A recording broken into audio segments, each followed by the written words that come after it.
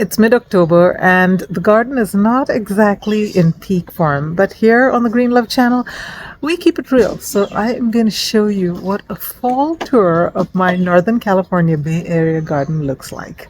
Let's do it. And if we haven't met before, my name is Tara. I garden in the Bay Area, and many of you have found me because of my beautiful 12 green stalks, soon to be 14, because I picked up a couple more. There's a huge warehouse sale going on right now.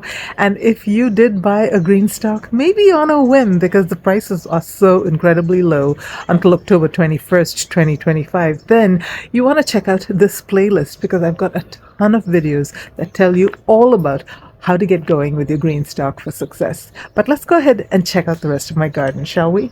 Now, many of my green stalks are in transition, like the one over there. I haven't yet cleared it up, but I will soon. I've done a couple here already that need to be planted up, and I've got some that are already growing my fall and winter veggies. This one is full of greens, and I'm already harvesting every day, lettuce and spinach and whatnot. And I've got this one that is covered with insect netting. I opened it up for you guys, but this has all brassicas for the most part in it, and brassicas are prone to the cabbage caterpillar moth thing, and they will eat your seedlings, and aphids are another pest. And even though for the most part they seem to be doing okay, I do see some telltale damage right here. And another way to know that you've got a caterpillar is the frass, or the poop right there. There's black little spots. Another thing I saw when I turned this leaf over, actually this leaf, aphids, you guys. Aphids have found my brassicas in spite of the lovely insect netting. So yeah, keep checking. Don't get complacent. Even if you've got insect netting on, those things find a way to get in, even though it may not be as bad as if you left it all wide open.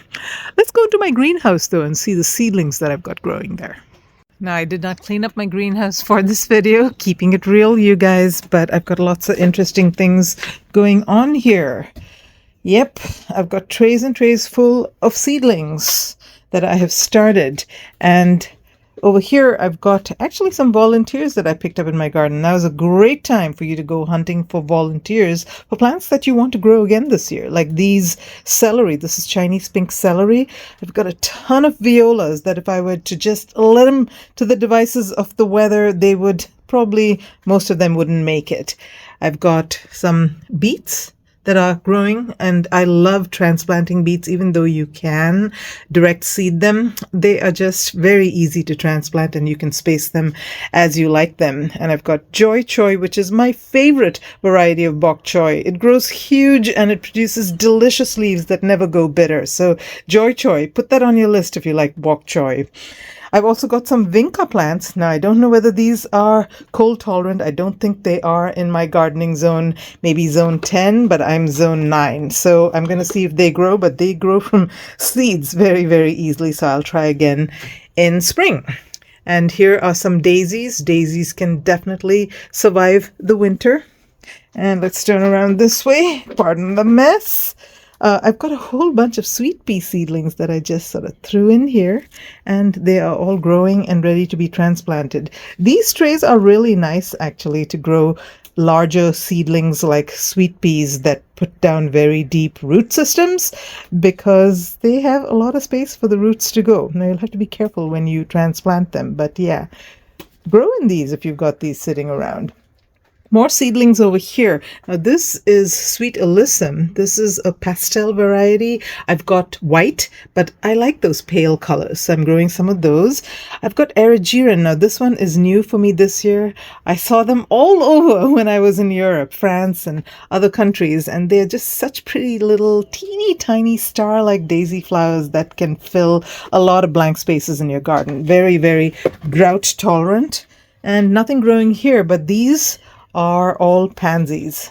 I was a little afraid that these volunteers that I dug up, these I think are Johnny jump ups, but there's a weed that looks very similar to this. So yeah, that's the disadvantage of planting volunteers. Unless you know what you're doing, you can sometimes try to grow weeds. We'll see. And these are my backup plan, Johnny jump ups. Grow great in the green stalks, so I'm starting those from seed as well. Let's take a look at some other parts of the garden. A quick little spin around here. Now, this was all grass, you guys, maybe about 3 years ago, and I have since then put in all these planters that I eventually will plant something in. But right now, I'm just got some placeholder plants growing in here. Let's go here and check out this planter that I put together, gosh, not even a month ago, maybe 3 weeks ago. And this has got this frost cover on it, which also functions as a greenhouse. So I've got a lot of my tropical sort of semi-hardy plants in here. And I'm also starting a lot of stuff from cuttings. Let's open it and take a look. So I opened it up to show you what all I've got in here. I've got a lot of things that I am starting from cuttings. Now, this is coleus. I've got mallow, all kinds of things. I've got this little creeping verbena that I absolutely love. I've got a fig tree. I've got some papaya trees that were started from seed and will not make it through the winter outside. So I've planted them in here. And the reason I've got so many is, number one, I threw a lot of seeds, and number two, papayas actually come in male and female. So I got to put a bunch of them in the ground in order to have at least, something be successful. Curry leaf tree. This is a firecracker plant that we grew up with in India. This is used for a lot of pujas and religious festivals, and we used to wear these in our hair, make it into garlands. So it's very special. Same thing with the blue butterfly pea that probably won't make it through the winter in spite of the frost cover, but hey, gotta try, right? And then I have got a dragon fruit baby that will not be happy outside, so it's going to stay in here. I've also actually started some stuff from seeds here. These are vinca seeds, just threw them in here. So everything in here is growing really, really nicely. Just a few degrees difference in temperature from the outside makes such a huge difference. And also, this is kind of a humidity dome of sorts. It's got a little vent here. Oh my goodness, look at all those flies. I better leave this open for a while. And that actually helps keep the humidity, which, as you probably know if you're a gardener, helps seeds germinate faster, as well as helps cuttings root faster. Now, I've got acorns continuously falling from this particular oak tree that needs to be trimmed back, but I love the leaves that they drop. And frankly, the acorns as well make wonderful compost. I crush them in my wood chipper. I haven't grown much in this space, you guys, because the squirrels get everything. So I'm just maybe going to grow flowers here. Look at these gorgeous chrysanthemums. They grow really well here, and maybe that's a sign for me that maybe I need to make these plots available for flowers. So grow more of those. And in here, soon to be featured in a lot of future videos, if I can get these acorns out of the way, this is where a lot of my saffron is growing, and they are just starting to sprout. So stay tuned for those videos. I've got one where I show my entire 4-year journey. This is my 5th year. So yeah, check out how to grow saffron in your backyard. And let's go to the other side of my garden. Yeah, I gotta prune these grapes back. They are all starting to die off, as they are wont to do at the end of the season. This side of my garden is the left to your devices side, because I never do anything with these. I never fertilize. I do have irrigation, but other than that, I don't really take care of it. There's actually a 17-inch tall planter over here, and it is growing all these fabulous greens. I've also got some GreenStalks here that, again, I have not done anything to. I don't water them. I do water them, but via irrigation. I don't do pocket watering, but they just grow and grow like crazy. They're growing only flowers, and it's out of control, you guys. One thing I like to do is the water coming out from the base of the GreenStalk needs to go somewhere. And I put this tray with a few plants in here, but mostly it is overflowing into the ground and feeding this beautiful rose plant that is growing actually pretty well. It's actually been producing roses for me. This plant is about 2 years old, and it's growing better than the other rose plants that I planted. So water makes a big difference in my part of the world. Yeah, I live in hot, dry California. Our summers, we don't get a drop of rain, though this summer was actually really, really cool. So unusual. Weather changes. In this bed, I've got my first garlic that is starting to sprout. So I'm doing an experiment where I'm planting a few garlic cloves every couple of weeks or so and trying to see whether there is a timing thing that will make garlic grow better. So right now I've got to plant some mid-October. But yeah, some other things growing here. A lot of these are volunteers. Beets, I've got carrots, I've got some daikon radish.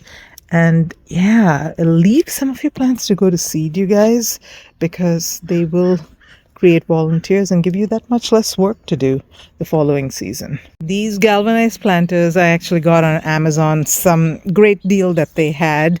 And so these are these no-name brand planters. As many of you probably know, I am a Vago Garden affiliate and I use a lot of their galvanized planters, but I want to see if there's any big difference. So stay tuned. I will let you know. But one obvious difference is the fact that these do not come with any kind of certification to be food safe. And for me, if you're growing food, that's really important to know that it's not going to leach into the soil and then into your plants. Heading out to this side of my garden, I've got some fruit trees that I've planted along this edge. Now, my garden has a lot of trees around it, and these houses are casting shade, so things in ground, fruit trees particularly, don't usually thrive and grow as fast as I'd want them to. But hey, take a little longer, but I'm hoping that they will grow up and eventually be able to find enough sunshine to thrive.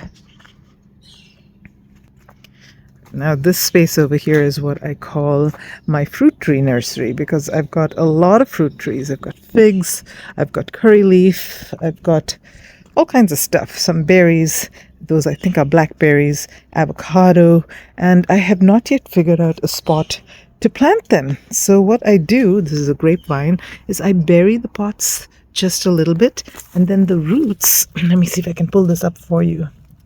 Oh, I'm not sure whether you can see, but the roots have actually grown into the soil, and that's why the plant, even though it looks kind of large for the pot, it's doing well. Like this one over here, this fig tree, because the roots have made it into the soil and they're finding the nutrients that they need. So that's a tip.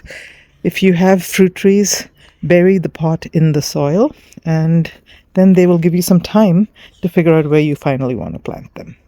Over here is my compost setup, and I've got this lovely new compost bin that I'm using for yard waste. It's from Vago Garden, and it's full. But guess what? This thing keeps dropping and dropping in volume as it decomposes, and I can keep adding to it. And I'm hoping that I can harvest from the bottom and I can have this continuous compost thing going there. So let's see how that works out. I have been harvesting acorns, crushed acorns, and I have been putting them in these compost bins, and they are really steaming up the bins. And I've got this air bin. This is actually something that I got on Nextdoor. It was kind of broken, but I figured I would use it anyway. I tried to fix it by putting a tube through the middle. It's supposed to have a tube that goes all the way to the bottom, but I can feel the heat, you guys, coming out of this, and lots of yard waste. And if you see the movement over there, you see that? Heating through the middle of that bagel, those are soldier fly larvae. Let me get a stick and poke it around so I can show you. Yeah, don't be grossed out. Skip forward if you don't like looking at these things. But these soldier fly larvae are really amazing in the compost. They decompose things really, really fast. Okay, got my little stick here. You guys ready? Yeah, that's what they look like. Yeah, they look like maggots, right? And they're kind of related, but they're different. Now, the thing about them is that they will turn into little soldier fly and fly away. And that's why they're not as good, I guess, as the earthworms, but they sure as heck decompose things a whole lot faster. And if you've got worms in here, they will actually outcompete the worms for food. So just something to keep in mind. But soldier fly larvae are some of the best composters in the world. Yeah, I can't imagine that just like maybe even 3 or 4 years ago, I really could not handle worms and things. And here I am showing you guys maggots. So I did want to show you these totes, you guys. Now this is where I actually store a lot of my soil, my composted soil that I want to use in my GreenStalks and all over my garden. But yeah, these are from my compost piles. Look how rich and luxurious this is. I mean, a lot of worm castings. It's absolutely full of life. I know a lot of you are like me and like looking at compost, but it's so much fun to watch how these things and plants and things turn into soil that is so great for your garden. Okay, now let me show you my rodent-proof cage. Now, we built this just this year, a few months ago, because I have been completely neglecting these 6 really large raised beds because squirrels and rats and voles and things just ate everything. It was so disappointing. But now that we have this cage around it, everything is growing, you guys, and nothing is getting eaten. I've got some lovely beets. I've got potatoes that are growing in grow bags that I've put in these little milk crates to sort of stabilize the grow bags, growing so nicely. I've got this is something new I'm growing this year. I got this from Baker Creek. It's called Shirley Hammond bunching onions, and they're supposed to produce little onions, less than golf ball size, but still they grow like crazy. I mean, one will produce 6 to 30 little plants and corresponding number of onions underneath if you let them stay in long enough. So bunching onions, multiplier onions actually is what they're called. Bunching onions are a little bit different actually. Those are the ones you get in the grocery store, and you grow those from seed, and they don't multiply the way that these multiply. So yeah, get multiplier onions if you can. They are a real worthwhile investment. And then here are anemones. These are beautiful flowers. I got these at Costco. They run out quickly every year. So as soon as you see them, get the bulbs. Or you can buy them from online nurseries or local nurseries. But they're gorgeous flowers, native to Mediterranean climates, supposed to grow really well where I am. And I'll talk about my saffron in just a bit. I've got some more bunching onions over here. I feel so embarrassed, you guys. It's so messy. But hey, I'm getting to these little by little. I've got a whole stash of seedlings here. These are fall seedlings that are waiting to go in the ground. But let me show you their siblings that I've already got in the ground. You'll see the difference. Okay, so around here, I've got some of those seedlings that I got into the ground about a week ago, and they are already starting to pick up and grow quickly. But the same age as this, but grown probably about 3 weeks sooner in the ground, is this, you guys. Look at these huge plants. These are broccoli. That is Dutch flatleaf cabbage. This one is cauliflower, self-blanching, I think. Look at how huge they're growing. And these were planted in mid-September, I would say. And yeah, they grew super fast. These planted a couple of weeks, 2 to 3 weeks later, are growing much slower because the weather has cooled down substantially. And then I've got peas. I just like to stick peas here and there. September, I find, or actually up to mid-October is like a great time if you want to get fall peas. And just keep planting every couple of weeks and you'll just keep having peas throughout the winter as well as early spring months. I had a ton of carrot plants go to seed this year. I just collected the heads and saved them and threw them in this. And look at that, you guys. Looks like I've got to do some serious thinning, but that's a nice problem to have. I was going to tell you about my saffron. Now, I have been growing saffron. This is my 5th season, and I've got a video where I outline all the things that happened in the first 4 years, many surprising insights. But this is the time of year that they all start to pop out. And interestingly, they produce just a few leaves and then they produce their blooms. And then in a couple of weeks, all the blooms are done and then they grow these huge, thin, skinny leaves that continue to photosynthesize and build those bulbs. So this year, I'm going to see how I can maximize the size of the bulbs, not the number of bulbs, the size of the bulbs, because they will multiply.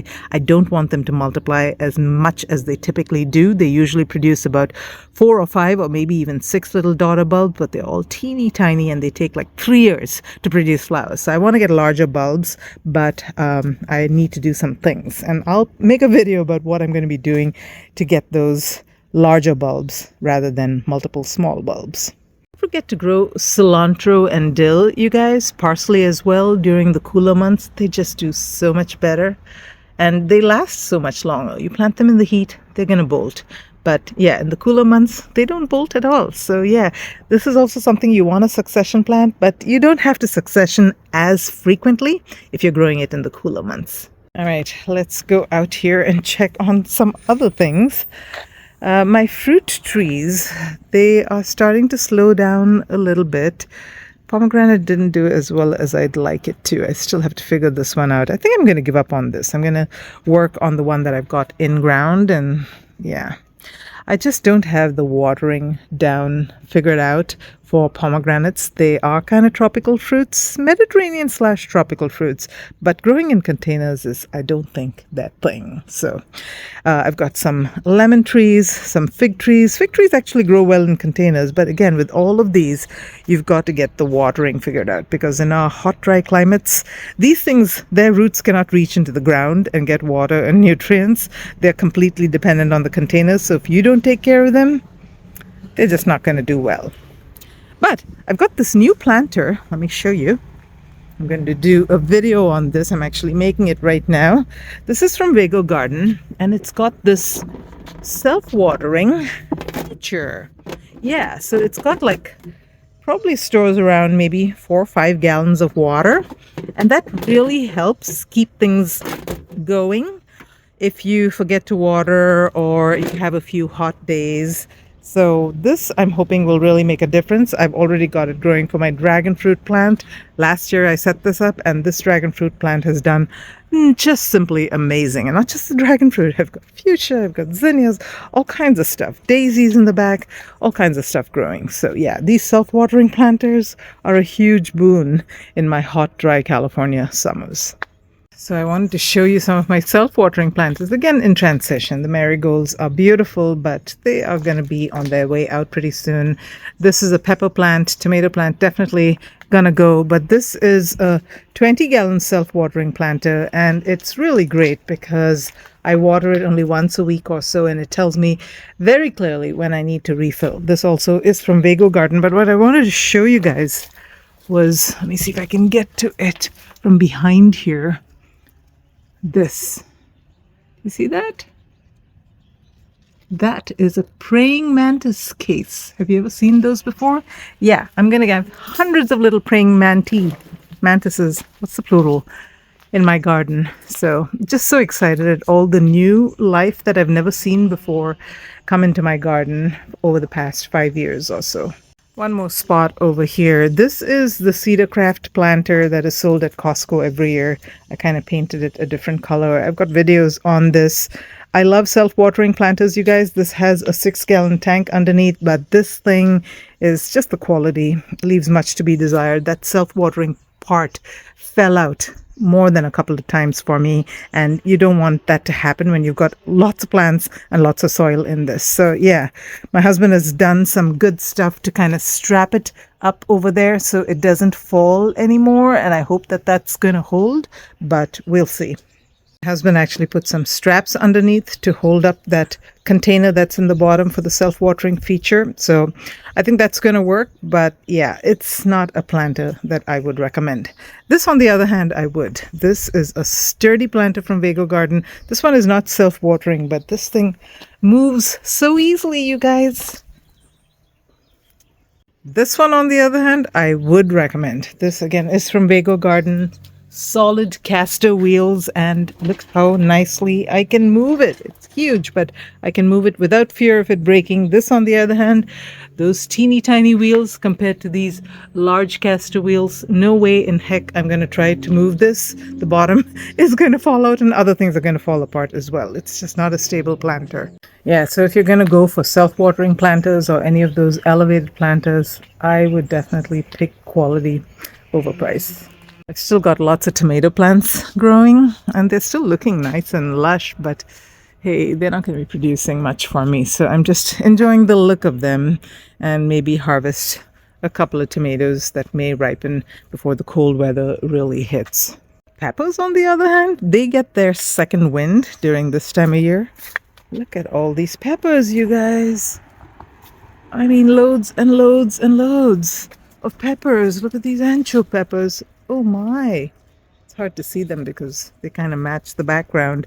But yeah, I've got loads of peppers growing, and these actually, some of them come back. What I do is I kind of just let them be. I harvest all the peppers and then I just let them be over winter, and I don't trim them back. I know a lot of people say, oh, you got to prune them back. I don't do that. What I find is that the frost or the cold starts to eat at the extremities. And by the time they get to the middle, maybe our warm weather has started again and the plant is able to grow back. So that's my recommendation if you want to overwinter peppers and you live in a warmer climate, is kind of just wait it out. They may come back. This is my blueberry green stalk. The color of the green stalk is blueberry, but it's growing petunias. And unfortunately, these petunias, by the way, I grew from seed. You can grow from seed and they grow really well. I'll show you another plant where it's looking a little better. But I got a lot of what's called, I think, budworms. You can see one right here, bud caterpillars. Yeah, they eat and eat and eat the leaves, the flowers, and just have not allowed this to thrive. I've got to come back and do the BT thing. I don't like spraying BT, but I've got to do it because that's the only way I can hope to get a few more flowers before the end of the season. This petunia plant is what I was talking about. Got such beautiful flowers. Greetings from Jeremiah, I think is what it's called. Now, the thing about these larger petunias, if you live in a very rainy climate, they do get beat down pretty bad, but in our hot dry summers they should do just fine. I planted these pretty late in the season, but I do intend to grow a lot more petunias from seed next year. Got a lot of succulents growing in here now, again under the shade of an oak tree. They grow really well, and these cannas, ginger, turmeric, all of them are in the same family. They love part shade and they love a lot of water. So if you can give them part shade, if you live in a sunny climate, if you live in a climate where it's already kind of dull and dark, then yeah, put them in as full sun as you possibly can. But in my hot summers, they like a little bit of shade and they are growing just fabulous, all in containers. And succulents too, they need more water than you think that they do. So I give them plenty of water and I give them some shade and they grow really well. So I hope you enjoyed that quick garden tour. Today I've got the job of doing the uppotting of this mandarin orange tree into that planter that I showed you earlier, and I'm making a video on that, and I'm actually going to be giving away one of those planters as well, so I'm excited about that. Follow along if you want to see real gardening content in a northern Bay Area garden. Until next time folks, live green and love your greens.